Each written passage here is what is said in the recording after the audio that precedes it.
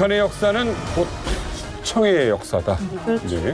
그리고 또 김정은 정권 이후에 무려 400명 이상이 제거됐어요. 아는 사람. 어디로 갔는지 모를 정도로 400명 이상이 사라졌어요. 자, 그래서 준비했습니다. 오늘의 주제는 김정은과 징발자들.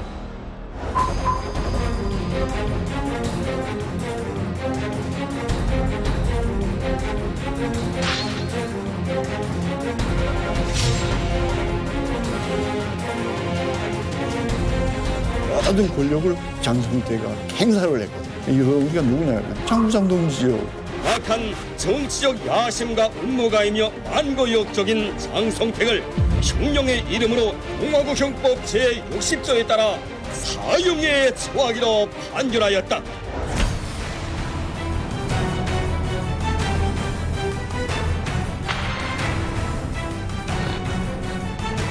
경찰관들도 너무 빨리 죽었다. 김정남 본인 가방에 VX 해독제가 있었다.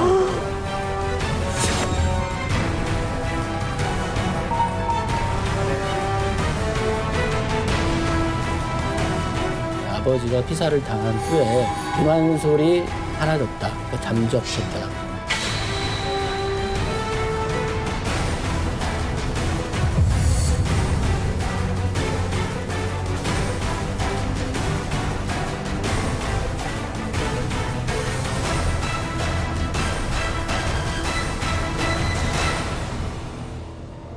(2017년 2월) 비운의 황태자 김정남이 피살된 지 올해로 벌써 4년째입니다. 당시 김정은의 라이벌이 숙청됐다 해서 전 세계가 난리였죠. 네. 자, 김정은과 징발자들 그 첫 번째 징발자 시계를 4년 전으로 돌려보겠습니다. 아, 진짜 난리도 아니었지.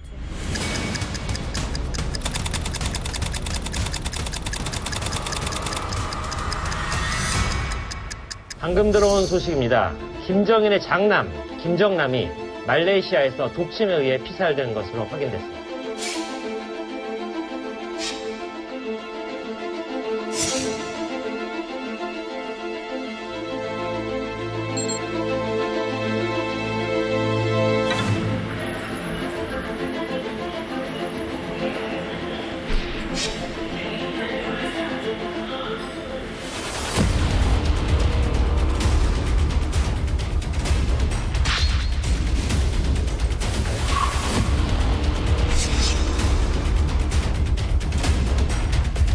아, 이렇게 발라버리는 거야. 아.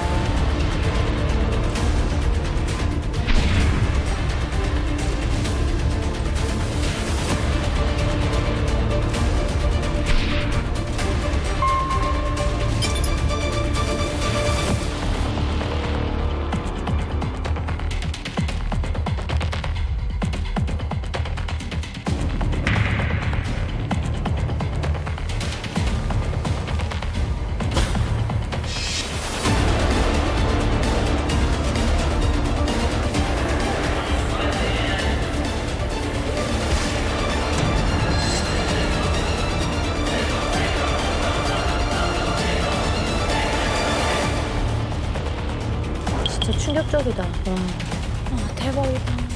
너무 소름 돋는다. 저때 진짜 충격이었던 게 대부분 어떤 뭐 모르게 암살이 되는 게 아니라 그냥 저렇게 CCTV에 다 찍힐 정도로 그리고 또 우리 입장에선 되게 많이 봤던 TV로도 보고 뉴스로도 보던 아는 사람이 이렇게 피살당하는 모습을 보는 게 충격적이었거든요.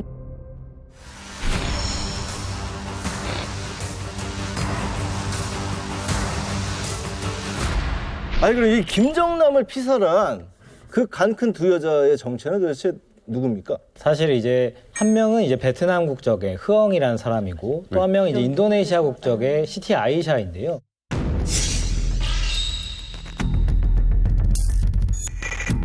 그 여성들은 손에 뭔가를 바르고 그 약품을 바르고 한 거였다나 그랬었던 것 같아요. 장갑 꼈나요? 네, 맞습니다. 약간 기본적인 장갑, 비닐장갑 정도는 꼈을 거고요. 그래서 처음에 이제 흐엉이 먼저 바르고 시티 아이샤가 이어서 바르면서 화학작용을 일으켜서 이제 독극물이 되는 형식이었다라고 알려져 있는데 두 개가 합쳐져야 되는구나. 그래, 왜 두 명 썼나 했어. 아마 김정남 본인도 당황했을 거예요. 웬 모르는 여자들이 와서 자기 얼굴을 만지고 갔는데, 그래서 죽기 전에 어떤 말을 하냐면 액체 스프레이라고 말을 합니다. 누가 나한테 액체 스프레이를 뿌렸다. 버릇이 예. 없었구나. 그러니까 이게 무슨 약인지는 본인은 몰랐었던 걸로 보입니다. 네.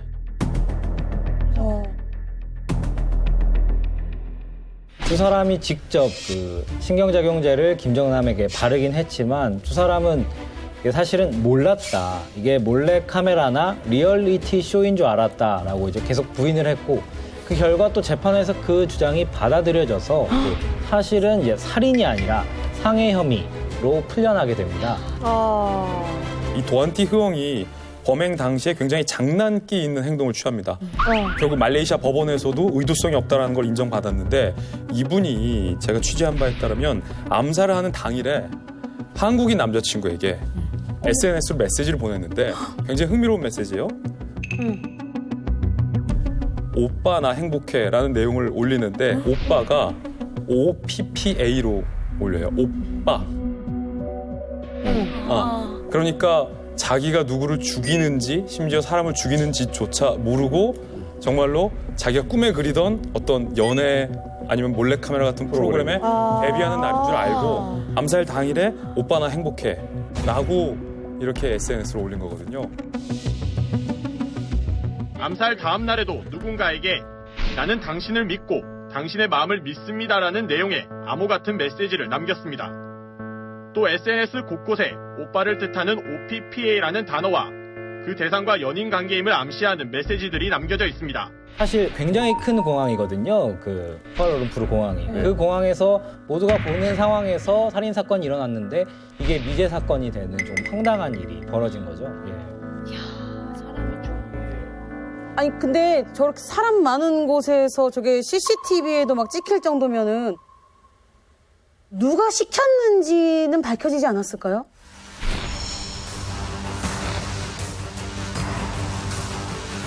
사실은 그 두 명의 여성이 그 북한 국적으로 보이는 남성들에게 돈을 미리 받고 범행 전에, 그리고 범행 후에도 같이 공항을 빠져나가는 모습들이 화면에 잡혀 있습니다. 그러니까 사실은 보건대 이제 그 사람들이 북공작원이라고 보건대, 사실은 그 배후에 북한이 있다고 볼 수가 있는 거죠. 김정남을 북한 공작원이 공작을 했다라면 결국 그 북한에서 계획을 했다라는 거잖아요. 공식적으로는 부인하고 있습니다. 그때 당시에 이제 대사관을 비롯해서 북한에서는 우리가 죽이지 않았다라고 이야기를 하고 있는데, 근데 이제 여러 가지 정황상에서 이제 북한에서 준비를 했다라는 상황이 밝혀지는 게, 왜냐면 이제 두 사람에게 몰래 카메라를 이제 제의한 사람이 이제 북한 사람들이라는 거거든요. 그렇죠. 네. 거의 한 8개월 전부터 준비가 이루어졌는데, 이제 맨 처음 북공작원인 리정철이 처음 도착했었던 게 거의 이제 범행 8개월 전이었고, 그리고 베트남에 가서 자신을 미스터 Y라고 소개하면서 포섭을 했던 인물도 이제 북한 공작원이었던 사람이었고, 영상이나 증거들이 남아있기 때문에 이제 북한의 공작이라고 볼 수 있겠고,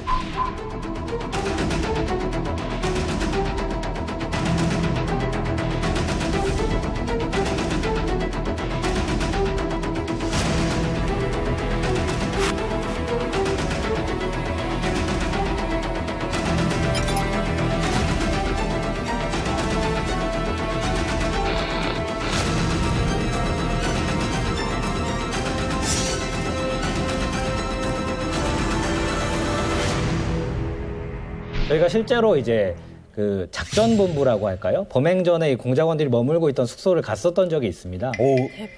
거의 이제 한두 달 정도 생활을 했었던 곳인데 굉장히 고급 빌라예요. 한 달에 한 100만 원, 말레이시아 돈으로도 한 100만 원 정도 되는 가치가 있는 곳에서, 거기서 이제 공작원 4-5명이 함께 생활을 하고, 이렇게 평범한 책장처럼 보이는데 이렇게 딱 밀고 들어가면 방이 이렇게 하나 생기는. 예행 연습했다는 얘기도 있었어요. 네, 맞습니다. 이게 그러니까 8개월 전부터 준비를 했다고 했었잖아요. 근데 이제 흐엉을 섭외한 게 한 4개월 전, 그러니까 12월 정도였고, 한 달 뒤에 이제 시티 아이샤도 이제 섭외를 하는데, 이게 단순히 이제 그 마지막 범행은 이제 공항에서 이루어졌지만, 공항에 가기 전에 이제 주요 이제 뭐 쇼핑몰이라든가 이제 호텔이라든가 이제 말레이시아 곳곳에서도 여행 연습을 했고, 이 시티 아이샤 같은 경우에는 진짜 프로그램이라고 속이기 위해서 그 캄보디아를 데려갑니다. 그래서 해외에 데려가서도 여행 연습을 시키고 이런 과정을 거치면서 진짜로 이게 페이크 쇼다라고 믿게 만드는 작업들이 좀 있었던 것 같습니다. 그때 막 그런 거 있었는데 약 V 뭔가 VX. 처음 들어봤었는데. 네, VX라는 물건인 신경작용인데 이게 상당히 그냥 독극물이 아니라 화학 무기입니다. 그래서 처음에 이제 현지에서나 왜 여러 언론들도 설마 북한이 이 쿠알라룸푸르라는 굉장히 큰 공항에서 화학 무기를 썼을 거라고 생각을 안 했었던 거예요. 다 노출된데. 네, 그래서 이제 VX라는 게 이제 나중에 밝혀지게 됐죠. 이런 화학 무기를 썼다는 게. 경찰관들도 너무 빨리 죽었다. 어떤 약품을 썼는지 모르는 상황에서 그런 얘기가 있었고, 김정남 본인도 VX를 썼는지 몰랐었던 것 같아요. 왜 그걸 알 수 있냐면 사실은 나중에 이제 말레이시아 재판 과정에서 발견된 건데, 김정남 본인 가방에 VX 해독제가 있었다는 거예요. 어머머머. 그러니까 저희도 처음에 이게 그 말레이시아 보도를 접하고 믿을 수가 없었던 게, VX 자신의 테러가 있을 수 있다는 걸 본인이 알고 있었고 대비도 하고 있었는데, 설마 그 많은 공항에서 진짜 VX를 그런 방식으로 자기에게 할 거라는 건 몰랐었던 게 아닌가. 항상 구비하고 다닐 정도면은 북한에서 주로 그 약품을 많이 써가지고 공작을 한다는 거네요. 이게 굉장히 좀 생화학 무기인데 이렇게 널리 쓰이는, 그러니까 테러에 널리 쓰이는 물건은 아닌 걸로 보여져요. 근데 아마도 제 생각에는 이제 본인의 어떤 정보원이나 측근들로부터 어떤 미리 정보를 좀 받지 않았을까. 그러니까 이제 사실 치료제라는 것도 이제 구하기가 어려운 물건이잖아요. 그게 이제 가방에서 발견되지 않았을까 생각이 됩니다. 이게 상당히 흥미로운 게 즉시 안 죽고 뚜벅뚜벅 걸어가는 것에서 놀랐다고 말씀하셨잖아요. 그게 놀라운 거예요. 왜냐하면 VX의 농도를 조절했다라는 거거든요. 그러니까 막 따가워서 거기서 미치거나 이게 아니잖아요. 그게 왜 시간을 벌었냐면 그 범행 현장을 북한 공작원들이 그 쿠알라룸푸르 공항에서 지켜보고 있었어요. 이야. 김정남이 바로 죽었다면 이들이 검거될 가능성이 상당히 컸겠죠. 그런데 김정남이 당황해하고 의무실을 찾아가고 의료진들이 당황하고 많은 사람들이 혼란스러울 그 틈, 그 시간을 벌어줬다. 그런데 그 시간을 철저하게 계산해서 계산된 시간에 정확하게 북한 공작원들이 다 현장을 빠져나갔다. 이게 저는 사실 되게 놀라운 지점입니다.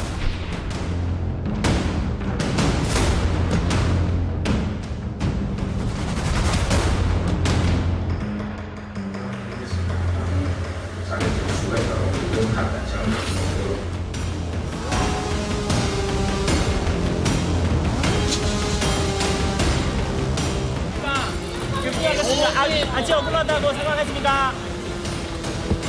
이런 식으로 안 나가서 어떻게 하자는 이런 식으로 안 나가서 말해봐 나루와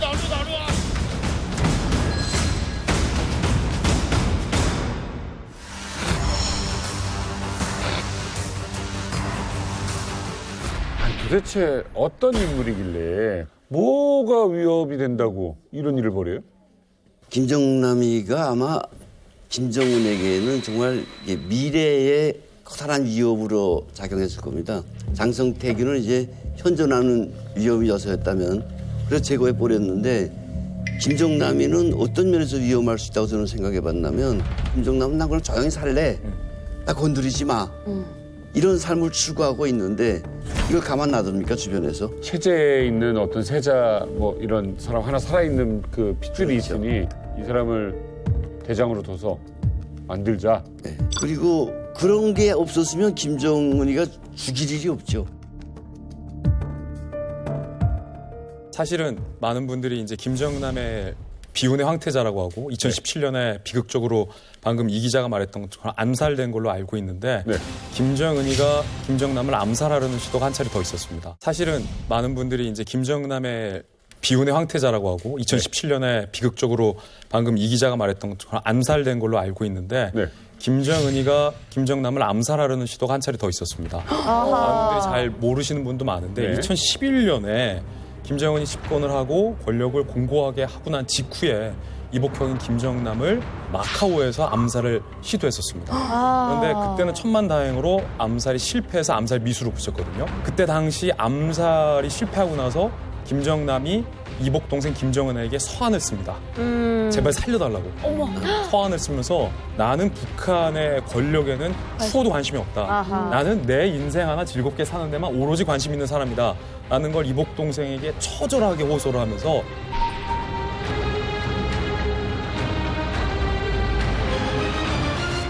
그때 2011년 암살에 실패했을 때 중국이 김정은에게 경고를 합니다. 마카오든 어디든 중국 땅 내에서는 김정남을 건드리지 말라. 결국 2017년에 북한이 중국말을 굉장히 잘 듣는다는 것이 마카오가 아닌 결국 말레이시아에서 암살을 했다는 거죠. 김정남이 그 죽기 전에 공항에 오기 전에 그 말레이시아 모처에서 CIA 관계자를 만났다라는 보도가 있었어요. 그리고 또 죽기 전에 망명정부 관계자로부터 워싱턴 포스트 보도였는데 그 어떤 망명정부에 참여해달라는 제안을 받았다라는 이런 보도들이 나오기도 했었고 어떤 그런 상황 속에서 신변의 위협을 좀 느끼고 있었던 것 같습니다. 그래서 제가 말레이시아 갔을 때도 말레이시아에 이제 김정남을 도와주는 일본인 친구분이 계십니다. 김정남이 왔을 때 뭐 숙소라든가 차량 이런 것들을 제공해주는 친구분이 계신데 그 죽기 전에 한 6개월 전에도 말레이시아를 왔었던 거예요. 어떤 자금적인 문제 때문에. 그 왔을 때도 친구한테 얘기를 했다는 거죠. 내가 조금 위협을 받고 있다. 좀 목숨이 위험하다. 좀 차량이랑 좀 이런 숙소 같은 거 좀 안전하게 마련해 달라라고 얘기를 했었고 또 그런 얘기도 있었습니다. 이 마카오에 떠나서 이제 말레이시아로 오기 전에 가족들한테 조심해라. 위험할 수 있다라는 전언을 남겼다는 얘기도 있었고 실제로 이제 마카오 경찰들이 좀 지켜줬다. 김정남의 가족들을. 그런 얘기들이 있는 걸 보면 어느 정도 좀 위협은 좀 느끼고 있었던 것 같습니다.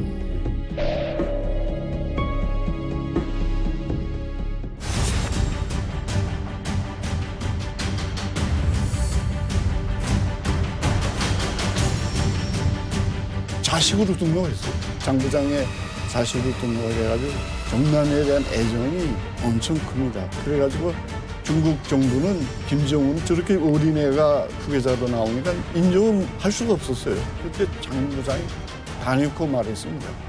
김정남이 있다. 김정남이 있다.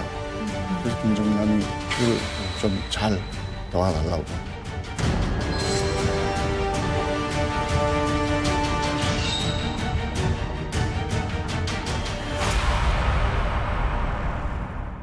장성택의 최측근이었고요. 그리고 또 김정일 초호화 파티를 담당했던 분이십니다.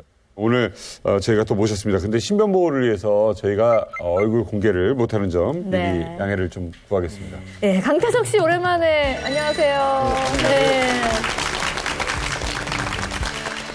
아니 늘 북한의 1급 비밀만 얘기해 주시잖아요. 오늘은 또 어떤 얘기인지 너무너무 궁금한데 먼저 장성택, 김정남은 어떤 사이였나요? 김정남이로 말하면 그 장성택한테는 자식이나 거의 뭐 다름없는 사이였습니다. 왜냐하면 김정일이가 70년대 초반에 중앙당 선전부 과장을 할 때 그 예술보물을 본답시고 촬영소에 많이 드나들면서 성예림이라는 그 아줌마예요. 배우를 그 눈독을 들여가지고 그 여자한테 뿅 갔어요. 성예림이라는 인물은 배우로서는 유명했어요? 김기석 기자님 배우로 유명했어요? 유명했어요. 아 그래요? 네, 그때 당시에는 굉장히 유명했죠. 아주 멋있는 배우였어요. 딱 이름 되면 알 정도의 배우였어요? 아, 그럼요. 성예림은 다 알았어요. 그런데 사실 그 여자로 말하게 되면 당시 월북 작가 이기영이라는 분의 맏아들 이평의 처였는데 근데 남의 유부녀를 강제로 자기 처처럼 뺏어다가 뒤로 살면서 그 이평이한테는 그 애교부에 있는 여자 하나를 사람들 시켜서 중매세워서 장가를 보내주고. 완전 막장이다. 김일성이 원래 사실 이거 다 바람폈는데 후에 김일성한테 들켰습니다. 아이고. 그 바람에 김일성이가 노발대발하면서 내가 앞으로 그 후계자감인데 후계자가 어떻게 이 혼의 자식을 이렇게 할 수 있냐. 당장 이거 이집트 당장 끊어라. 없애라. 그래서 성일임을 모스크바로 내쫓 보냅니다. 러시아로 갔다. 예. 보내면서 아들은 제 새끼니까 총각인데 어떻게 그걸 키울 수도 없고 그래서 김경희가 그걸 맡았어요. 또 그 김경희가 오빠 일이라면 아주 헌신적으로 했어요. 또 장성택 자체도 자기 매형 일이라면 매제 일이라면 좀 충성을 다하고 그래서 그 자식으로 등록했어요. 장 부장의 자식으로 등록해가지고 그때부터 키웠습니다. 혹시 이 얘기를 장 부장님은 들었어요? 예. 90년도 여름이라고 기억되는데 같이 프랑스 갈 때도 항상 그 정남이 얘기를 하면서 제게 후계 작감인데 저렇게 인정을 못 받고 해외에서 떠든다고 불쌍하다고 항상 그때 정남이한테는 한 3만 불 이상을 딸로 챙기는 걸 내가 목격했어요. 이게 보면 정남이에 대한 애정이 엄청 큽니다. 그래가지고 자랄 때 또 정남이 자체가 애비 손에서 못 자라고 고모 손에 자라다 하니까 또 고모나 장 부장도 욕질도 못하고 제 배짱대로 자라서 잘하는 게. 그래가지고 말썽을 많이 피웠습니다. 어릴 때도.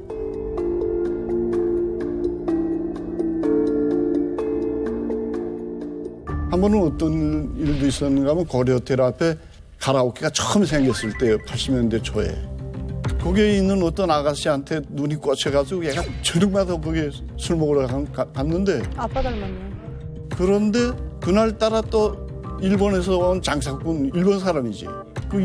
저 정남이가 좋아하는 여자를 놔주지 않으니까 정남이하고 시비가 붙어가지고 정남이가 권총을 뽑아가지고 그리고 공포 막 쏴가지고 평양시내 그날 뭐 국가보위부 뭐 허위사령부 걔들까지 막 동원돼가지고 밤에 난리를 떨었습니다. 그래가지고 뭐 하여튼 그렇게 애정을 가지면서도 항상 그 정남이 때문에 골치를 알았습니다. 그때만. 후계자 자리에서 뭔가 멀어지게 된 계기가 결정적으로 있을 거예요. 결정적인 계기는 정남이가 이렇게 국내에서도 방탕한 생활을 하다 나니까 아버지 몰래 또 가짜 요건 만들어가지고 캐나다를 통해서 일본까지 갔습니다. 근데 그게 일본 경시청에 그 꼬리가 잡힌 거예요. 그래서 공항에서 체포됐습니다. 북한 김정일 국방위원장의 장남인 김정남 씨가 일본의 위조 여권을 가지고 들어가려가다 적발돼서 현재 나리타 공항에 억류 중인 것으로 밝혀졌습니다. 일본의 주요 방송들은 오늘 저녁 일제히 김정남 씨로 보이는 남성이 나리타 공항을 통해 입국하려다 발각돼 억류돼 있다고 보도했습니다. 자신이 김정남이라고 시인했다고 법무당국의 말을 인용해 보도했습니다.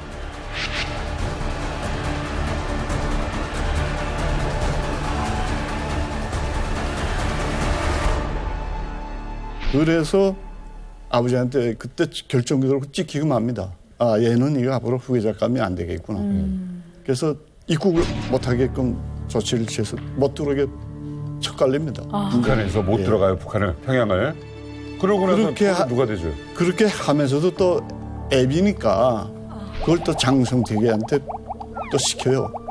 네가 어떻게 좀 잘 알아서 좀 돌봐줘라. 그래서 그 자금을, 생활 자금을 장성택이가 계속 정상적으로 대줬습니다. 아, 그러니까 장 부장이 돈 대줬다는 건 사실. 예, 사실입니다. 그건 제가 확실하게 말할 수 있어요. 장 부장의 성향을 아시는 분으로서 김정남을 그렇게 끼고 이렇게 있었다는 거는 다른 의도가 있었을 수도 있다고 보세요?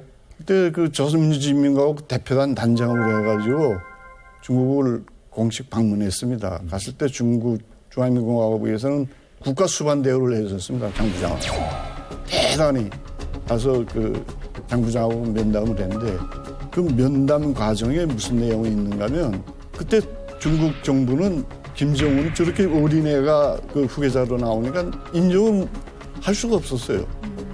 그래서 저 어린 게 앞으로 잘 할 수 있겠냐? 혹시 저 어린 게 잘 못할 때는 무슨 대책이 있냐? 그때 장 부장이 단연코 말했습니다. 만에서 정리가 잘 제대로 못하게 되면 대책이 있습니다.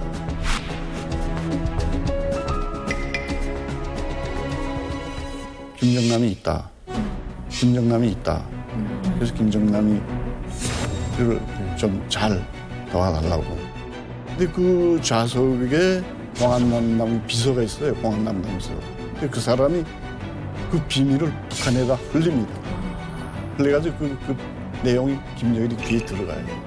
그래서 김정일이 그때 들어갔지만은 그때까지만 해도 김정은이가 어떻게 할 힘도 없었고 모든 권력을 이 장성태가 행사를 했거든. 더 발이 넓고 더 힘이 있는 거잖아요.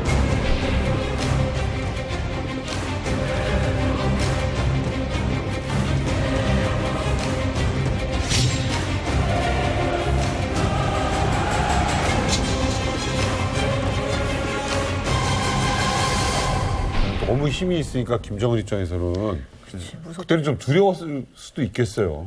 그렇죠. 그 행정부장 중앙당의 그 조직부가 기본 부서인데 조직부하고 선전부가 그 행정부라는 엉뚱한 부서가 나와서 행정부장 하면서 모든 권한이 행정부에다 쏠린 거예요. 장 부장한테.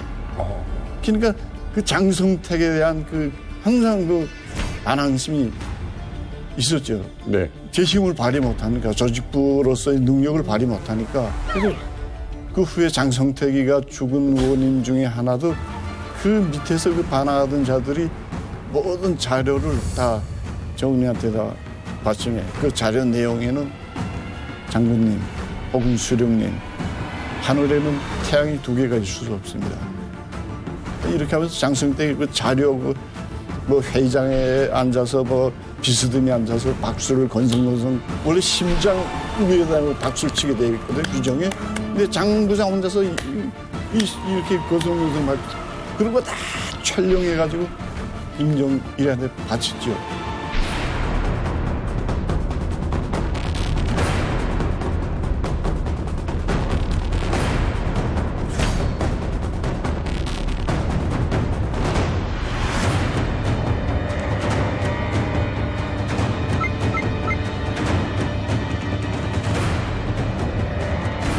막한 정치적 야심과 음모가이며 만고역적인 장성택을 흉령의 이름으로 공화국형법 제60조에 따라 사형에 처하기로 판결하였다.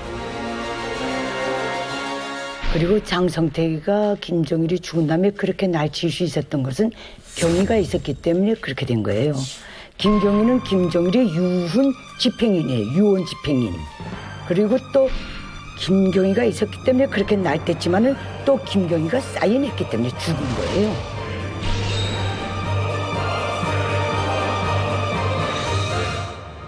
김경희하고 장성택은 이미 80년대 초부터 별거한 사이예요. 서로.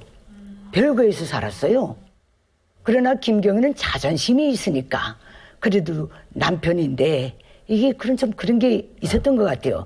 그런데 이게 내가 김일성이 싸이 김정일의 매제 이렇게 저 3대를 저 집안을 받들어 오는데 이제야 내가 숨이 나가고 주인 노릇을 할 수 있겠구나.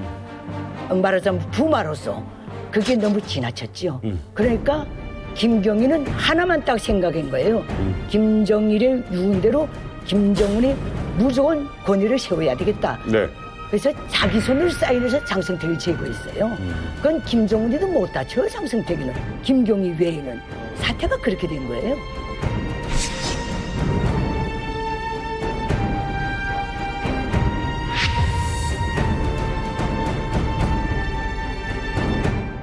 경남에도 원래는 장성택이 죽지 않으면 안 죽었을 거예요. 저는 그렇게 생각해요. 장성택이 죽으니까 정상적으로 대주던 돈줄이 잘립니다. 네. 돈줄이 잘리지. 장성택이 없어지니까 중국 쪽에서도 가만 보니까 앞으로 자기네한테도 하등에 무슨 후계자감도 못 되지. 그렇지. 그거 가지고 있어야 골치 아프니까 중국 안정부도 손떼기 시작했습니다. 그래서 결국은 제가 이 말은 처음 하는데요. CIA에 흡수됩니다. 예, 정남이가. 그 전에 이건 무슨 안드레 홍창이란 그런 조직들이 접근을 했고 그뿐이 아니고 프랑스 정보 쪽에서 대한민국도 개입했어요. 그런 것도 무조건 노했습니다, 다. 근데 이렇게 몰리니까 마지막엔 CIA, 그렇게 노노하던 CIA한테 꼬랑지를 내렸죠. 그래서 김정일 그 김정은 일가에 대한 김씨 일가에 대한 모든 비밀을 다 줬어요. 그게 정은이 귀에까지 또 들어갔죠. 그래서 도저히 정은이로서는 저 가만 냅둬도 앞으로 엄청 될 것 같으니까. 여론이 무조건 죽일 수밖에 없다.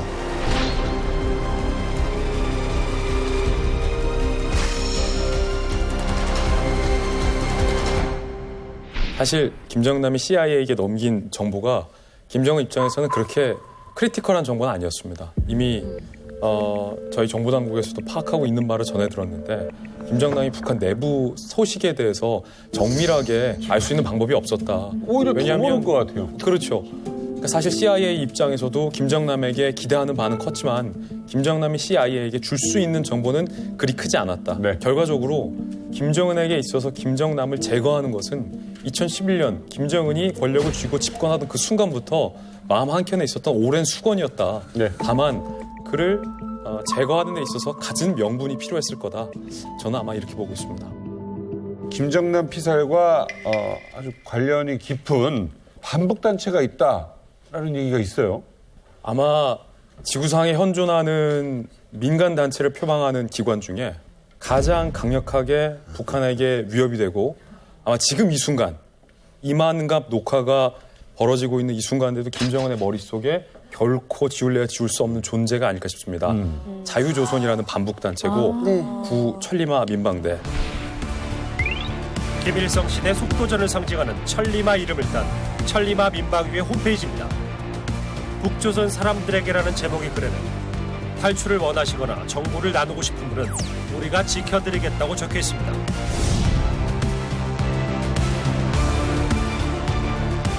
반 김정은을 모토로 내세웠습니다. 네. 그리고 북한의 3대 권력 세습에 반대한다라는 명분을 내세운 단체고요.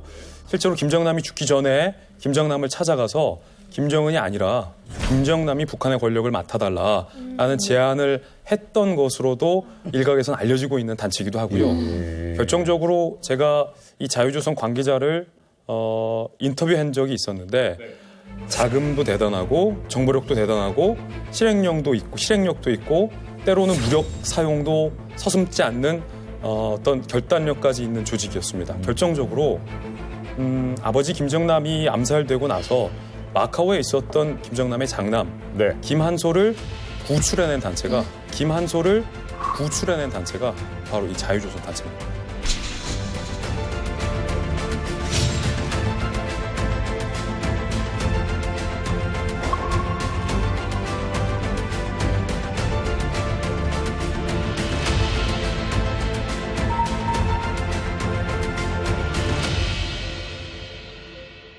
Yeah, I was born in North Korea in 1995 in Pyongyang, the capital. And that's where I spent the first few years before moving to Macau. 헤드폰을 끼고 카메라에 장난기 가득한 표정을 짓는 소녀. 김한솔로 추정되는 인물이 인터넷 사이트에 찍어 올린 동영상이다. 2007년 한 인터넷 사이트에 올려진 북한 국가를 소재로 한 동영상에도 김한솔이 쓴 것으로 추정되는 여러 개의 댓글이 발견됐다. 마카오에서는 북한인이라고 자신을 소개한 이는 굶주리고 있는 북한 주민들에 대해 미안함을 내비쳤다. 자신의 SNS 게시판에 올린 여자친구와 찍은 사진이나 아버지 김정남으로 추정되는 인물과의 대화가 언론에 공개되기도 했다. 10대 소년 한솔은 북한 지도자의 직계 가족이라고 보기엔 놀라울 만큼 자유분방한 모습이었다. My mom always tried to encourage me to live a same lifestyle as the ordinary citizen, so I can have a better understanding of the people. And my dad as well always told me, just forget about the background and everything and live your life and understand everything. The people there's a lot of people who are hungry and always just think twice. 자유조선의 핵심 멤버가 인터뷰를 통해서 4년 전 김한솔의 그 마지막 행방에 대해서 밝혔다고 합니다. 네, 4년 만에 밝혀진 김한솔의 그날 저희가 인터뷰 내용을 토대로 재구성을 해봤습니다.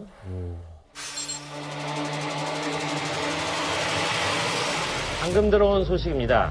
김정인의 장남 김정남이 말레이시아에서 독침에 의해 피살된 것으로 확인됐습니다. 2명의 여성에게 독침을 맞고 살해당했다고 북한 소행임을 보여주는 증거가 속속 드러나고 있습니다. 김정남 암살 바로 다음 날 2017년 2월 14일 여보세요? 맞습니다. 반복단체 자유조선의 멤버로 알려진 에이드리언 홍은 다급한 전화 한 통화를 받는다. 내가 에이드런입니다. 누구시죠? 김한솔입니다. 김일성의 증손자이자 김정일의 손자 그리고 어제 피살된 김정남의 아들 김한솔이 전화를 걸어왔다. 마카오로 당장 떠나야 돼요. 제발 도와주세요.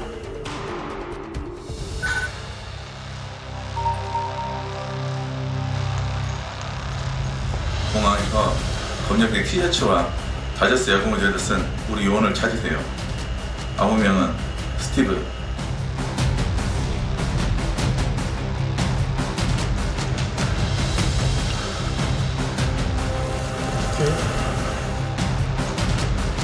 갑시다. 한솔아, 어떻게 된 상황이야? 저 사람 믿어도 되겠니? 어머니 지금 저 사람 따라가요. 아버지가 그렇게 되니까 저희가 믿어서 에이드랑 드립니다. 김정남 사망 직후 김한솔 가족과 자유조선 멤버는 대만의 한 공항에서 비밀 접선을 하는데 영어로도 좀 보고 계세요.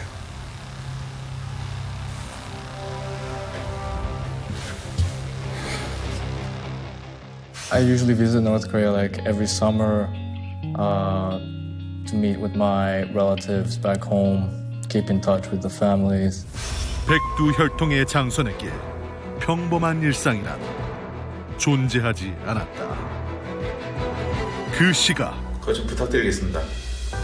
네, 알겠습니다. 에이드리언은 한솔의 안전한 거치를 위해 여러 나라들과 협상 중이었는데 드디어 김한솔의 가족을 받아들이겠다는 나라가 나타났다. 다행입니다. 일단 네덜란드로 가면 됩니다.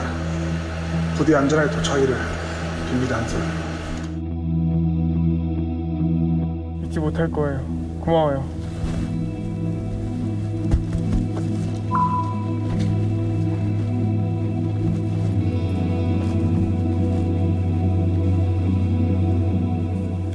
당신들은 비행기에 탑승할 수 없습니다.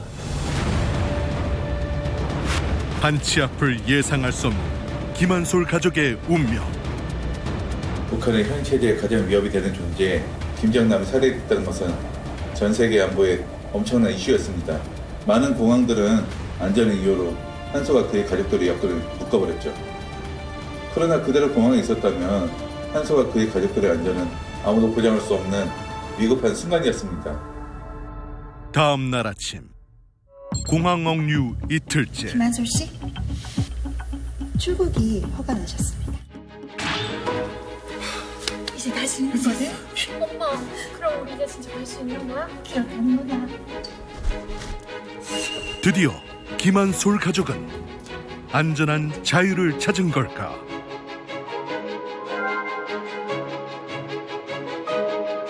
Hi, my name's Kim Han-sol from North Korea, part of the Kim family. Here's my passport.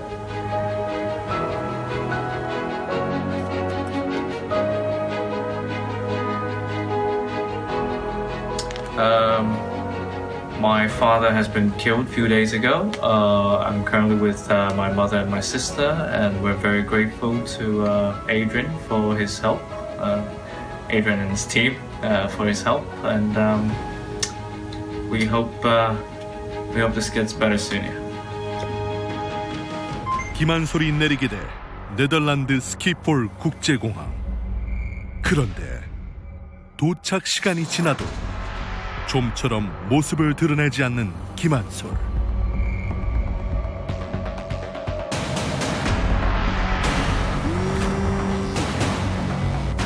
한솔? 김한솔 씨? 도대체 어디입니까? 그 영문을 모르겠어요. 같이 호텔 끌려가겠습니다. 그렇다면 호텔 로비에서 만납시다. 그러나 약속한 시간 만나기로 한 호텔 로비에 끝내 김한솔은 나타나지 않았다. 와, 무슨 한편의 짧은 영화를 본 것 같은데 이 엄청난 이야기가 4년이나 숨겨져 있다가요. 바로 3개월 전에 이렇게 밝혀진 거라고 합니다.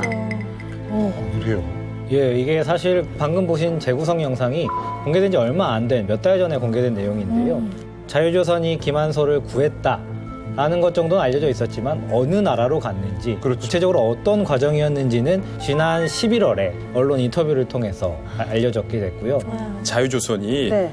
전면적으로 반북한 활동을 한 것은 방금 보셨던 것처럼 2017년 한솔군이 여권을 공개하면서 My name is 한솔 김이라고 말했던 그 영상을 찍는 순간, 그리고 두 번째는 2019년에 3월 1일에 굉장히 북한 정권으로서는 충격적인 퍼포먼스를 하고 그 영상을 전 세계에 공개합니다.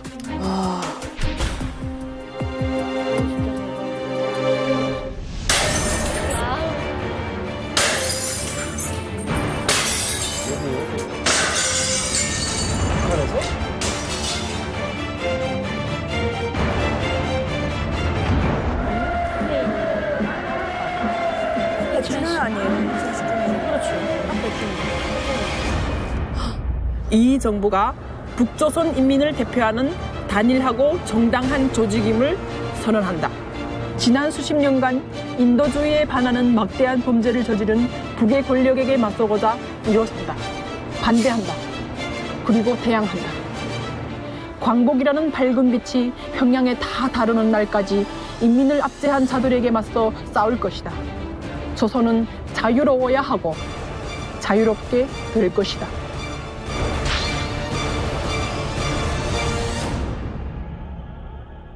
근데 저는 지금 너무 이 북한 입장에서 제가 봤을 때 다른 건 몰라도 초상화를 낀 거는 지금 엄청난 충격을 받고 엄청 난리가 났을 것 같은데요?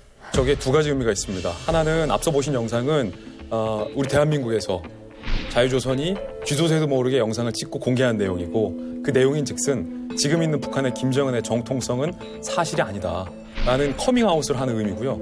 두 번째 보셨던 영상은 북한 평상복을 입은 남성이 신격화되고 있는 두 조상을 산산조각내는 장면이거든요. 아마 우리 탈북하신 분들이 저 의미가 어떤 의미일지 훨씬 저보다 더 잘 아실 것 같습니다. 얼마나 충격적일 것인지. 초상화 깬다는 거는 이건 큰 거죠. 그냥 이 정치범이거든요. 상상도 할 수 없는 일이고, 혹시라도 거기 훼손을 했다게 되면 3대가 멸종인데 저게 과연 북한에서 일어난 일이 사실이었나. 그러게요. 저도 사실은 저게 설마 북한에서 그랬을까 싶은데. 북한 지상예법인 당의 위쪽 영도체계 확립이 10대 원칙 가장 중요한 항목이 하나가 뭔지 알아요? 수령의 초상화, 동상 초상의 장부를 목숨처럼 지키라 그랬어요. 관려고 그 한 조항이 딱 있어요. 초상화 이거는요, 살아서나 죽어서나 신이에요. 그럼 김일성과 같이 똑같이 다뤄야 돼요. 내가 국가로부터 집을 배정받는다. 나보다 초상화가 먼저 들어가야 돼요. 그놈의 집에 먼저 초상화를 걸어야 입주할 권리를 가져요. 북한 모든 주민들은 집에 들어오면 김일성 족속 초상화 밑에서 밥도 먹고 잠도 자고 애도 만들고, 또 직장에 나가면 또 김일성 족속 초상화 밑에서 모든 일을 다 해야 돼요.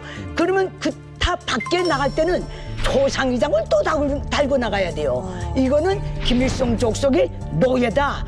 명백한 딱지예요. 21세기에 아직도 저런 나라가 있어요. 그러니까 깬 거를 영상을 올린다라는 것 자체는, 그러니까 뭐냐면 우리는 그 어떤 위협도 두려워하지 않는다. 그리고 나는 너희 체제를 전혀 인정하지 않는다. 라는 아주 강력한 메시지를 보내는 거는 사실인 것 같아요. 선언문 내용 중에 그 막대한 범죄를 저지른 북한, 맞서 싸우겠다. 실제로 저 단체가 북한을 어떤 위협을 하거나 그런 행동을 제스처를 보인 적이 있습니까? 2019년에 이 자유조선이 스페인 북한 대사관을 습격한 사건이 있습니다. 북한 임시정부를 표방한 자유조선이라는 단체와 스페인 북한 대사관 습격 사건과 관련된 소식 전해드리겠습니다. 주도자 에이드리언 홍창은 사업가로 변신해 미리 안면을 텄고 경찰에게 대사관 직원인 척 연기까지 했습니다.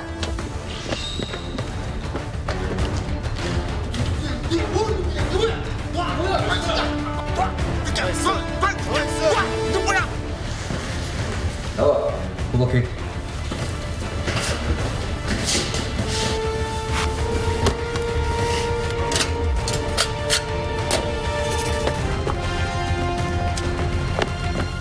그 일로 사실 앞서 말했던 에이드리온 홍이 수배가 됐는데 저희가 나중에 취재하면서 알게 된 건데 정말 우습게도 이 10명의 무장 괴한이 위협했었던 총은 그 근처에서 구입한 가짜 총. 즉 장난감 총이었던 것으로 밝혀졌습니다. 그러니까 이 하나를 보더라도 자유조선은 민간인을 희생할 생각은 없다. 오로지 북한에만 저항한다. 다만 제가 만났던 자유조선 관계자 얘기에 따르면 우리는 반북 단체가 아니다. 반 김정은 단체다. 이걸 좀 명확히 해달라라고 굉장히 강조를 했던 바 있습니다.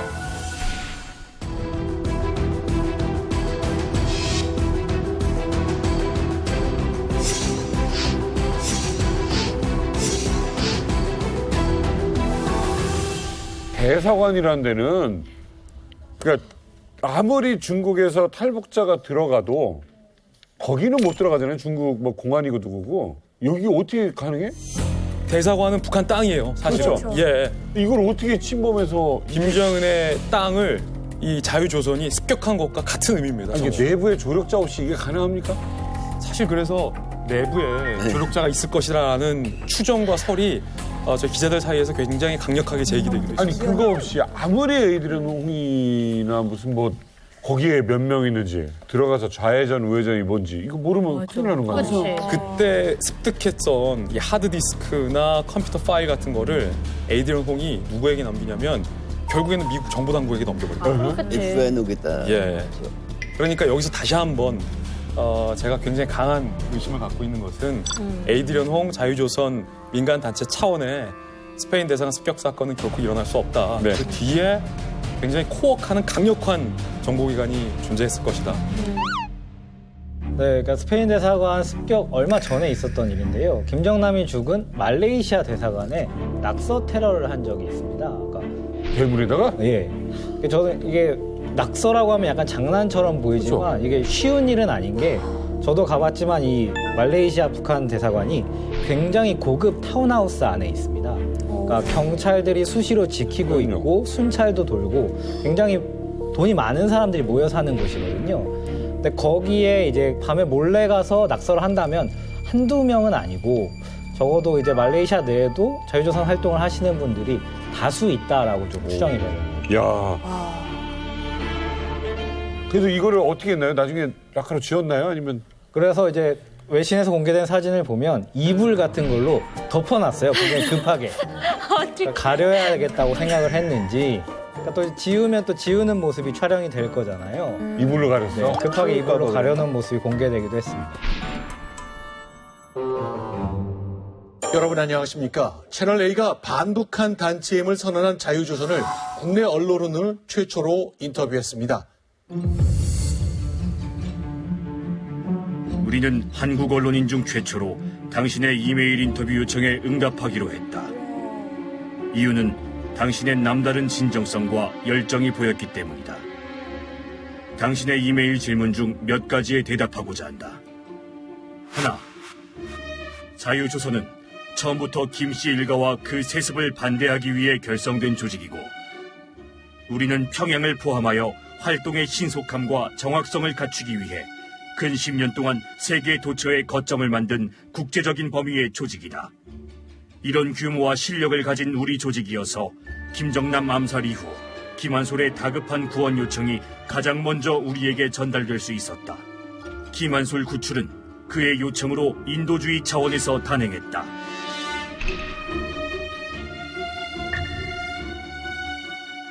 반북단체 자유조선과의 최초 인터뷰 어떻게 하게 되신 건가요?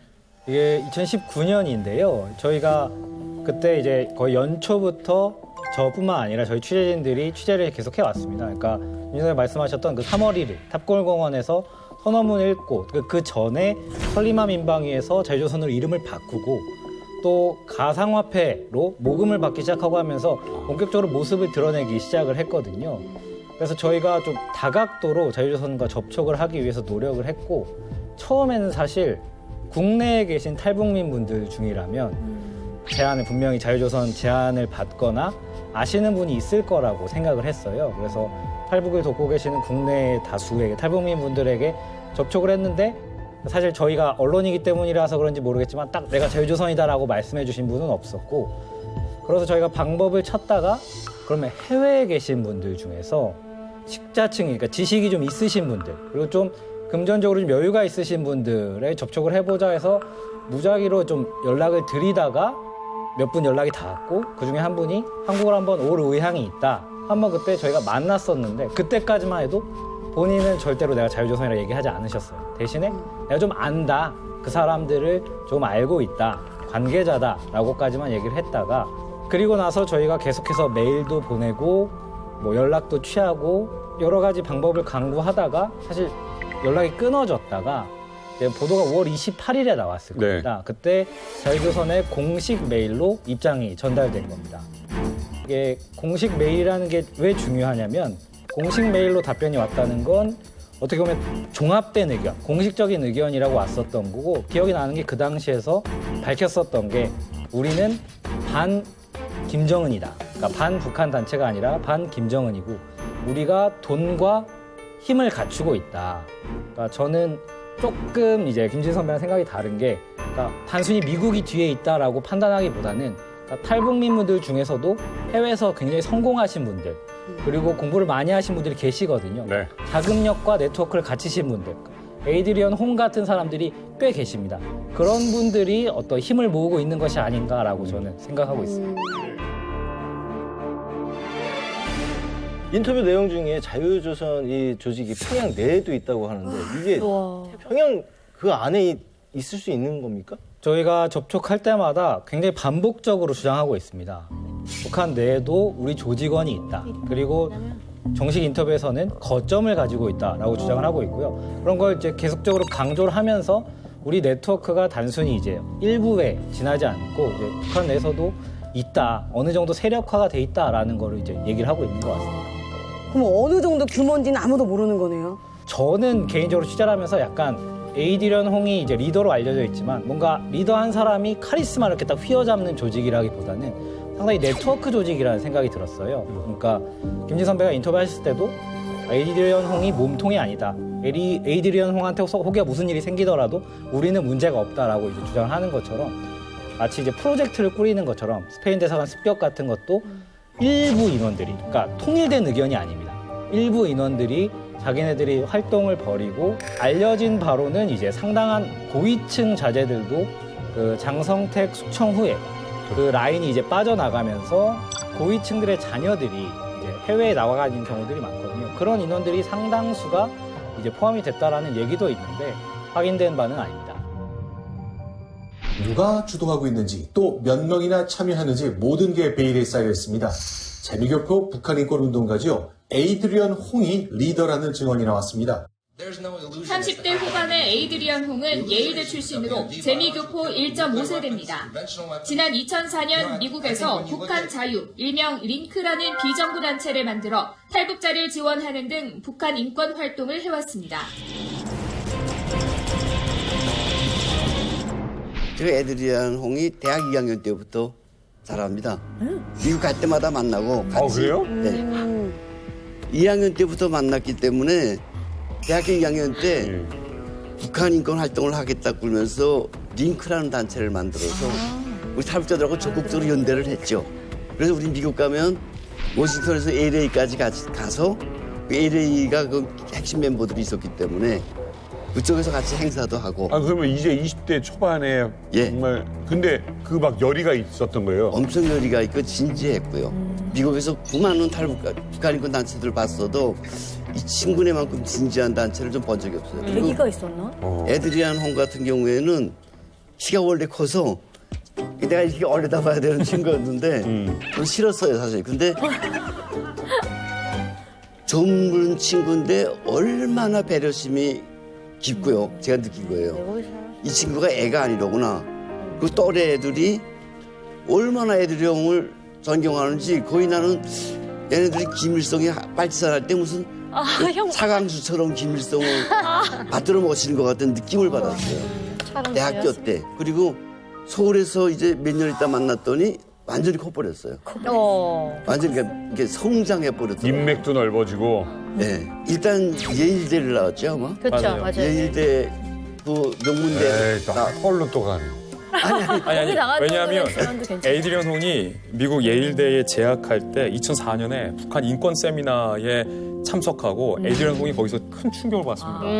북한 인권 상황이 이렇게 처참하구나. 우리가 이야기한 거예요. 아, 그렇구나. 링크도 만들고 유명한 헐리우드 배우 이기홍 씨가 있잖아요. 네. 미주 한인 학생회에서 이기홍 씨가 에이드리언 홍을 만나서 그때 에이드리언 홍에게 굉장히 감명을 받고 북한 인권 운동을 같이 했다라는 일화도 전해지고 있습니다.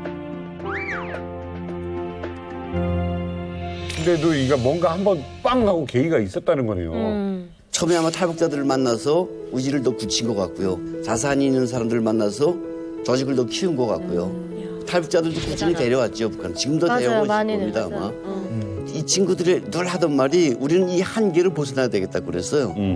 그게 이제 우리 탈북자 단체들은 말로만 하고 행동을 못 옮기는데 어려운데 직접 김한솔을 빼오고 그리고 스페인 대사관에 들어가서 컴퓨터를 가지고 오고 이런 활동들은 탈북자들은 우리한테도 큰 충격이었죠. 신선하고. 이 에이드리언 홍과 자유조선이 연계가 되는 연결고리가 매우 흥미로운데 우리는 지금까지 에이드리언 홍이 마치 자유조선의 리더다. 자유조선을 상징하는 인물이다라고 생각했는데 제가 만나서 인터뷰했던 자유조선 관계자의 전언에 따르면 에이드리언 홍은 핵심적인 인물은 맞지만 이 자유조선의 대표격은 아니다. 라는 거죠. 그렇다면 뭐냐? 당신의 정체는 뭐냐? 그 뒤에 정말로 CIA가 있느냐라고 물어봤지만 답변은 안 해줬는데 제가 인상을 받은 것은 에이드리언 홍이라는 미국 사회에서 그리고 북한 인권계에서 굉장히 유명하고 잘 알려져 있는 그리고 언제든지 미국이 쉽게 보호할 수 있는 미국인을 인물로서 내세우고 자유조선 단체를 미국 정부의 보호하에 활동하고 있는 게 아닌가, 지원하고 있는 게 아닌가. 한국 이름도 있어요? 홍으뜸. 홍으뜸이요? 이쁘다, 이름도. 으뜸. 진짜 으뜸이네. 가장 재밌는 포인트가 에이드리언 홍이 지금 현재 수배 중이라는 수배 중인 상태라는 겁니다.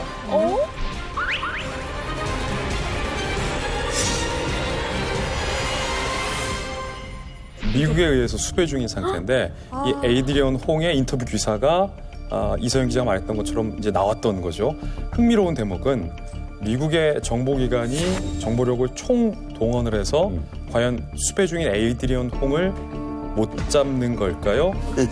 안 잡는 걸까요? 앞서 제가 자유조선에 대해서 말씀드렸고 자유조선의 관계자와도 인터뷰를 했었는데 직접적으로 자유조선은 순수한 민간단체다, 반김정은 단체다라는 것을 표방하고 있지만 제가 받은 인상은 김정남도 못 구했는데 그 아들 김한솔을 구해낼 수 있으며 김한솔의 일가를 빼돌릴 수 있었겠는가. 저는 이 에이드리언 홍을 내세운 자유조선이라는 단체 그 뒤에 CIA와 미국 정부와 밀접하게 관계를 맺고 있는 성격의 단체가 아닐까라는 상상을 해보고 표면적으로는 수배라는 거죠? 그렇죠. 그러니까 수배 중이라는 것도 어찌 보면 이 사람은 범죄자이기 때문에 잡겠다라는 수배가 아니라 북한 등 다른 위협으로부터 에이드리언 홍을 지키겠다라는 미국 정부의 우회적인 표현으로 해석을 할 수가 있겠다. 그렇다면 이 인터뷰에서 에이드리언 홍과 CIA의 공동의 이득이 생기는 거죠.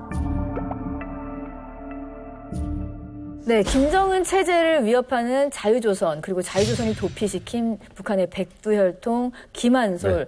과연 김한솔이 어디로 증발했는지 진짜 궁금한데요. 그렇죠. 한솔을 누가 데려갔냐고요? CIA라고 생각합니까? 그럴 수밖에요. 그날 그 미어미터 씨가 한솔을 그림자처럼 따라냈던 사람이 또 있었거든요. 대만 공항에 발이 묶인 한솔을 유심히 지켜보던 의문의 남자. 김한솔 씨와 대화하고 싶습니다. CIA 장교 웨스라고 합니다.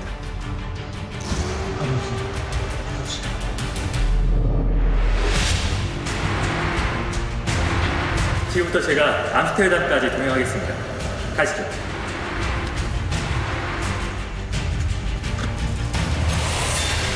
CIA와 동행해 비행기에 오른 것이 마지막 모습.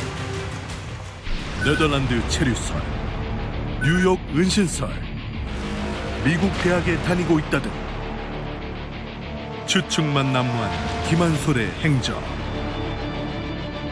2017년 2월 이후 4년째 모습을 드러내지 않고 있는 증발자 김한솔.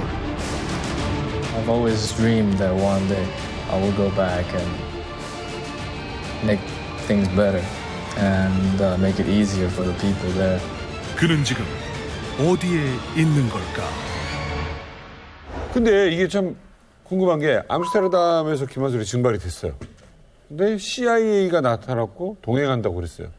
이건 100% 미국으로 간 거 아닙니까? 그러니까. 네, 유력하긴 한데요.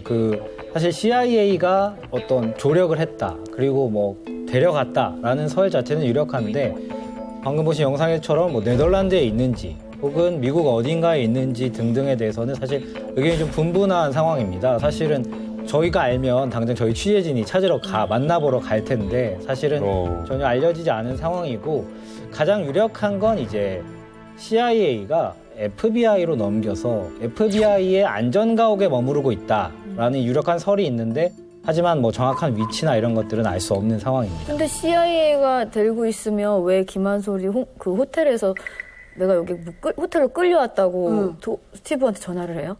이게 사실은 이 인터뷰 내용 자체가 이제 에이드리언 홍의 주장이고 그리고 또 이제 사실은 본인이 어떤 구하는 데 결정적인 역할을 했기 때문에 가장 잘 알고 있긴 하겠지만 저희가 어디까지 믿을 수 있는지는 사실은 좀 어려운 부분입니다. 그러니까 CIA랑 같이 했는데 나는 여기까지 모르겠다라고 빼는 거일지도 모르겠다는 생각도 있고 이건 모두가 이제 모르는 일이에요.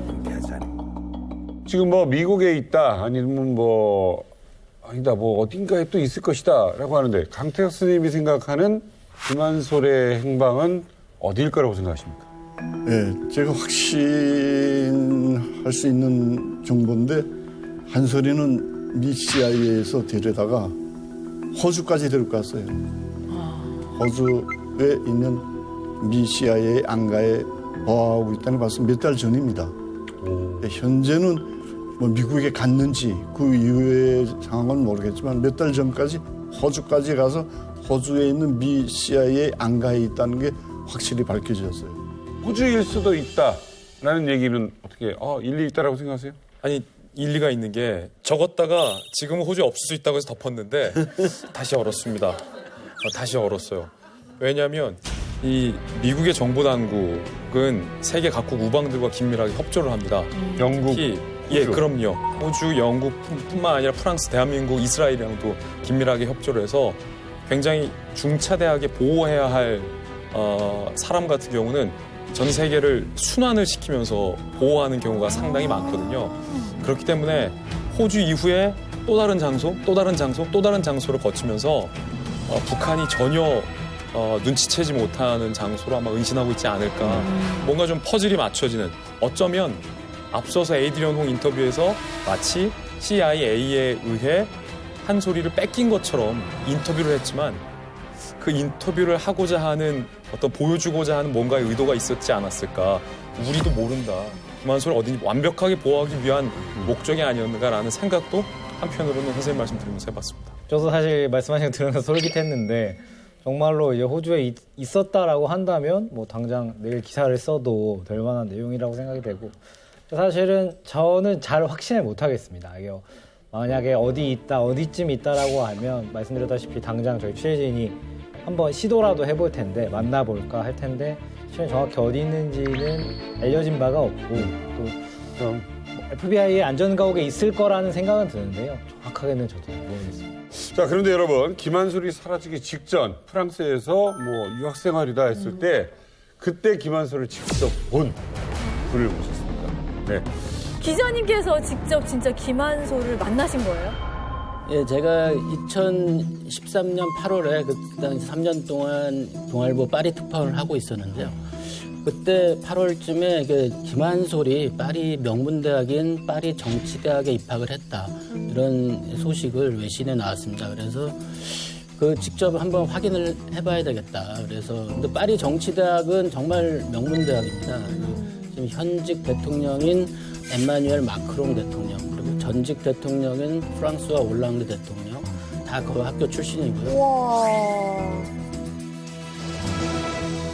김한솔을 한번 만나보고 싶다. 네. 인터뷰를 해야 되는데, 근데 파리 정치대학이라고 다 파리에 있는 게 아닙니다. 1, 2학년 동안은 각 전공별로 프랑스 전국 한 7개 도시에 캠퍼스가 있는데, 근데 김한솔의 전공은 뭐냐면 아시아 유럽 관계학입니다. 아시아와 유럽의 정치, 경제, 사회, 문화를 집중적으로 연구하는 학교인데, 그 학교는 르 아브르라는 도시에 있어요. 그러니까 파리에서 한 북쪽으로 해서 노르망디 해변에 있는 작은 도시인데. 아, 노르망디 쪽이구나. Je ne veux pas travailler, je ne veux pas déjeuner, je veux seulement oublier, et puis je... 근데 그 학교가 워낙 소도시에 있기 때문에 해외 유학생들도 다 기숙사 생활을 할 수밖에 없어요. 그래서 기숙사에 가면은 만날 수 있을 것이다. 그래가지고 가가지고 기다리는데 밤 11시쯤 다 돼가지고 들어오더라고요. 근데 그때는 그냥 아무 생각 없이 들어온 거죠. 근데 그 흰색 면티 그리고 뭐 반바지 이렇게 슬리퍼 차림인데 옆에 과 학생회장인 2학년 형이 이렇게 보호를 해가면서 들어오더라고요. 근데 그래서 뭐 사진도 찍어야 되고 인터뷰도 해야 되는데 그 선배가 계속 막고 보호를 하면서 바로 계단을 타고 바로 그냥 기숙사 방으로 들어가 버렸어요. 그 사람도 이 옆에 있는 사람도 아마도 북에서 온 사람이에요? 아니면은 프랑스 학생. 프랑스인. 근데 왜 그거에 있죠? 아니, 과의 학생회장이니까 혹시라도 김한솔이 동양 사람이 누가 와 있으면 아는구나. 그리고 또 언론에 이렇게 나가는 것도 얘가 지금 원치 않으니까 그걸 보호를 해준 거죠. 그러면 일단 취재를 못 하신 거네요. 근데 그대로 잠깐만요. 포기하고 돌아오시진 않았을 것 같은데요. 그럼. 그쵸? 기정무 안 되죠. 회사의 기둥인데. 그날 11시에 만나고 그래서 다시 이제 파리로 이제 차 타고 왔죠. 그런데 왔는데 새벽 1-2시 됐는데 좀 정말 아쉽고 그래서 한 2시간 잤을까? 그리고 다시 차를 몰고 다시 가셨어요. 루아브를 갔어요. 그래가지고 아침 이제 동이 트는데 이제 학교를 이제 가려고 한 8시 반쯤에 나오더라고요. 김한솔이. 근데 어제는 이렇게 복장이 그랬는데 아침에 학교 갈 때 얘는 보통 나중에 보니까 그냥 후드티랑 점퍼 이런 걸 좋아하는데 그날은 짙은 감색 그런 마이에다가 자켓에다가 회색 정장 양복에다가 준비했네. 구두에다가 뭐 면도도 하고 구렛나루가 좀 있는 카메라가 올 친구인데 줄 알았던 거지. 네. 아니 근데 직접 만났을 때 그런 느낌이 있었나요? 뭔가 이 옷에서 머리에서 느껴지는 이런 모습이 아닌 장남오부 장남의 그 느낌이 그렇죠? 장남오부 그 느낌적인 느낌이 딱 있나요? 그러니까 이게 고등학교를 갓 졸업하고 이제 대학에 입학한 학생인데 그러니까 한국의 기자를 처음 만났는데도 상당히 어떤 그 여유가 있고 그리고 일단 패션을 저렇게 신경을 썼다는 것은 그러니까 이렇게 막 자신감이 너무 런닝셔츠 같은 그 흰색 면티로 이렇게 한국 언론의 미디어에 비친 게 어젯밤 좀 기분이 나빴던 것 같아요. 그래서 내일 아침에 학교 갈 때는 제대로 어떤 이미지를 자기가 보여주리라 하고 쫙 빼입고 나온 것 같아요. 그리고 또 이렇게 제가 여러 가지 질문을 던지지만 또 거기에 대해서 굳이 뭐 대답은 안 하는데 약간 밀을 친다든가 뭐 신경질적 반응 말을 또 험하게 한다든가 뭐 약간 뭐 이렇게 피한다든가 여러 가지 그런 제스처를 할 텐데 살짝 웃어가면서 무슨 질문을 해도 그냥 딱 자기 갈 길만 딱 가는데 약간은 좀 그래도 뭔가 좀 로얄 패밀리의 뭐 느낌이 있다. 아우라. 그런 느낌. 예.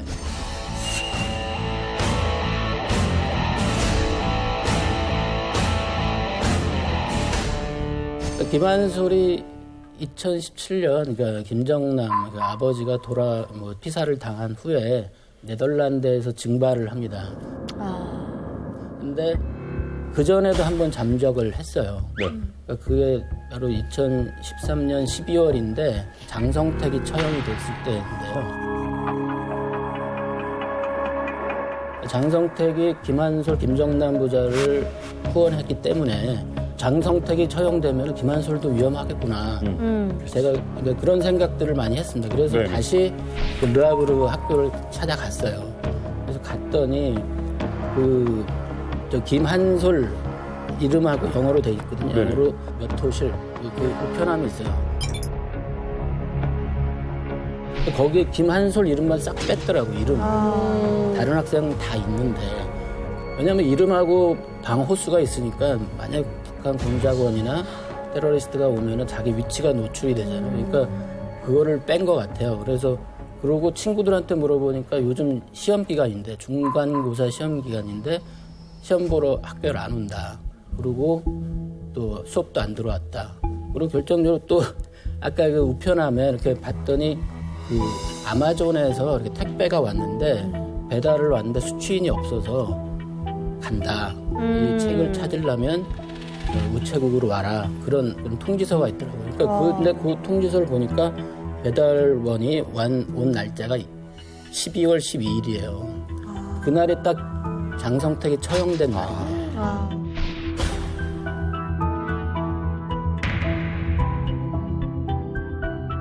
그러니까 그날 이후로 김한솔은 그 기숙사에 없었다는 거예요. 그 소식을 듣자마자 어딘가로 잠적을 한 거예요. 그러고 제가 한 2, 3일 뒤에 갔는데 계속 학교도 안 나오고 이름표도 뺐고 그래서 김한솔이 사라졌다. 그러니까 잠적했다. 그러니까 이름표가 일단 사라졌다. 그런 기사를 사진하고 다 해서 냈는데 그게 하여간 CNN이라든가 일본 언론 이런 데서 다 받으면서 하여간 세계적인 특종이 됐죠. 그래서 장성택이 처형된 상황에서 김한솔까지 만약에 뭐 납치가 됐다든가 테러를 당했다든가 아니면 어디 자기가 잠적을 했더라도 세계적인 관심이 쏠릴 수밖에 없었죠. 그럼요. 연속해서 주변에 사라진 사람이 워낙 많았으니까. 그렇죠. 저 김진 기자님한테 하나만 여쭤볼게요. 예. 미국도 정권이 바뀌었잖아요, 바이든으로. 한솔군이 앞으로도 안전할까요? 어떻게 보세요? 사실은 미국에게 있어서 정권이 바뀌어도 공동의 관심 대상은 북한일 수밖에 없습니다. 북한의 권력이 바뀌어도 어쨌든 북한으로서도 미국의 새로 바뀐 권력과의 대화의 끈을 놓지 않으려 할 테고 그랬을 때 미국 북한과의 관계가 좋아지더라도 김한솔의 어떤 정치적인 필요성 이렇게 말하면 한솔군에게 죄송하지만 미국 정부에게는 중대할 거고 반대로 북한과의 관계가 틀어지고 악화되면 악화될수록 오히려 더 김정은의 강력한 대안이 될 수 있고 김한솔을 지지하는 사람이 많기 때문에 미국 정부에서도 김한솔의 필요성이 더 커질 수밖에 없죠. 김성민 대표님, 김한솔이 언제쯤 무슨 상황이 되면 세상에 나타날까요? 김정은이 죽으면 나타나지 않을까요? 간단하네. 김정은이가 한솔이의 아버지를 죽였기 때문에 아들 못 죽일 일이 없고 또 살아있는 아들은 아버지의 복수를 꼭 하고 싶을 거예요. 그러면 김정은이가 없어야지 나타나죠, 자연스럽게. 사실은 이제 한 4년째 거의 이제 소식이 끊겨 있잖아요. 마지막 영상 공개된 이후로. 그래서 언제쯤이라고 예상할 수는 없지만, 근데 저는 이제 취재하면서 이제 김한솔 씨가 굉장히 좀 명석하고 또 똑똑하고 좀 소명의식을 가진 사람이라는 생각이 들었어요. 어떻게 보면 굉장히 불운한 운명일 수도 있지만 그런 것들에 대해서 좀 긍정적으로 결정을 하지 않을까라고 생각이 들고 뭐 언제일지는 모르겠지만 만약에 김한솔 씨가 나온다면 굉장히 좀 큰 의미가 있는 일이 아닐까 생각을 합니다. 김한솔이 지금 나타나지 않는 건 위험하기 때문입니다. 반대로 위험하지 않을 때 김한솔은 나타날 수 있다. 관련해서 전 2가지 상상을 해봤고 그 2가지 상상을 엮는 키워드 하나가 떠올랐습니다. 망명. 무슨 얘기냐면 김한솔이 한국으로 망명할 수도 있다. 라는 상상을 해봤습니다. 한국에서 북한의 김정은을 바로 겨누고 있는 그 상황에서 김정은 정권을 무너뜨리는데 백두혈통이 앞장선다면 그 파급력이라는 것은 어떠할까? 라는 상상을 해봤고 두 번째는 앞서 여러분들이 말씀해 주셨던 것 중에 망명 정부를 떠올렸거든요. 국제적인 후원 하에 북한을 대항하는 정통 정부를 자임하는 망명 정부가 세워지고 그 망명 정부의 주요 일원으로서 김한솔이 위치할 수 있다면 제 아무리 김정은이지만 김한솔을 어찌할 수는 없을 것이다. 김한솔로서도 그런 상황이 됐을 때, 두 가지 상황이 됐을 때는 모습을 드러낼 수 있지 않을까. 한솔이는 영원히 못 나옵니다. 어떤 경우도. 앞으로 북한이 자유화 방향에서 한솔이가 할 일은 수단으로서도 필요 없어요. 북한 주민 자유화하는 데서 뭐 김일성 적서 어차피 없어질 것들 한솔이까지 내서서 백두산 서로 깔아.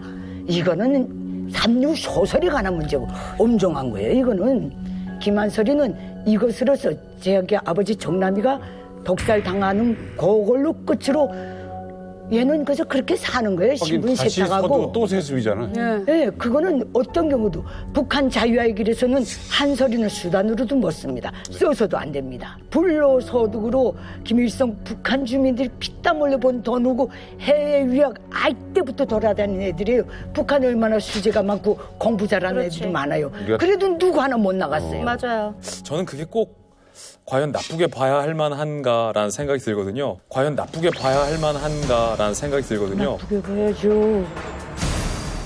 왜냐하면 김씨 일가들은 더해요. 그렇지. 더하고 그 더한 김씨 일가에 비해서 김한솔은 굉장히 소박하고 소박하다 단순히 그 얘기를 하는 게 아니라 자기가 그렇게 북한 인민들에게 받은 것만큼 북한 인민들을 해방시켜주고 싶다라는 콜링, 소명의식이 다른 김씨 지도자와는 다르게 있다라는 점 길성 기자님은 냉혹하게 평가하셨지만 그 부분도 좀 함께 참조하셔야 된다 말씀드립니다. 사실은 정작 여러분들은 북에서 왔는데 북의 이야기를 몰랐고 이걸 지금 대한민국에서 듣고 있는 얘기예요. 네. 오늘 김한솔 얘기 쭉 들으면서 어떠셨어요? 김한솔, 김종남 얘기도 되게 너무 많은 이야기를 알게 됐는데 문제는 이걸 북한 주민들이 모른다는 거예요. 제가 한국에 와서 국정원에서 로열 패밀리라는 책을 읽으면서 김정일에 대한 배신감이 엄청나게 들었었어요. 나도. 우리 앞에서는 그렇게 신처럼 행동하더니 결국엔 뒤에서는 이렇게 구리게 살았었구나. 이 모든 오늘 이만갑을 촬영한 내용만큼이라도 북한 주민들이 빨리 알았으면 좋겠어요. 그러면 북한 주민들의 인식이 막 바뀔 것 같아요. 네. 저는 제 프로그램도 좋지만 북한 주민들이 우리 이제 만나러 갑니다. 하나도 편집 없이 다 볼 수 있는 세상이 와야 맞아요. 통일이 가까워진다는 생각을 맞아요. 해봤습니다. 이걸 봐야 돼요. 엄청난 위험한 프로죠. 봐야 돼요. 제가 갖고 있는 생각은 이 장밋빛 낙관만으로는 결코 통일이 이루어지지 않는다. 북한을 있는 그대로 제대로 직시할 때만이 통일이 이루어질 수 있다. 그걸 가능케 하는 이제 만나러 갑니다. 채널A 대표 간판 프로그램이니만큼 더욱더 역할에 잘 해주시기를 바라겠습니다.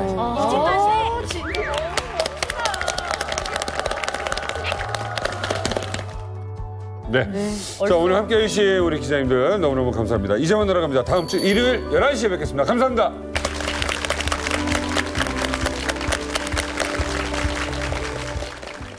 풍성하게 준비한 설 특집 이제 만나러 갑니다. 오늘 기대하셔도 좋습니다.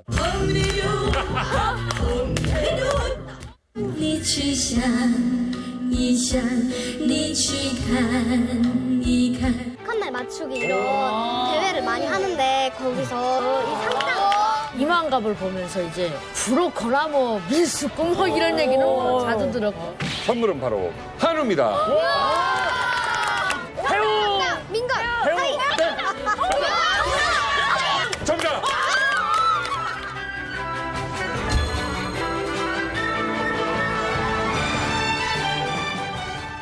채널 A